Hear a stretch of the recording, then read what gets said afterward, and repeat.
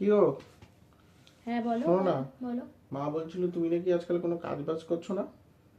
আমি হুম। কখন করব তুমি বলো? কখন করব আমি? কেন? কারণ আমি ঘুমাই রাত্রিবেলা।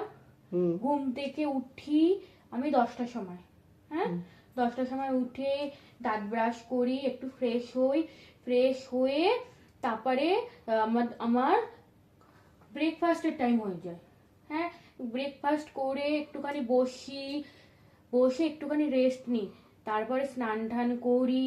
সেটা করতে করতে আমার আবার দুপুরে লাঞ্চের টাইম হয়ে যায়। লাঞ্চ করে, তুমি তো জানো, লাঞ্চ করে আমার একটু ঘুমোতে ইচ্ছা করে। ঘুম না হলে আমার ভালোই লাগে না।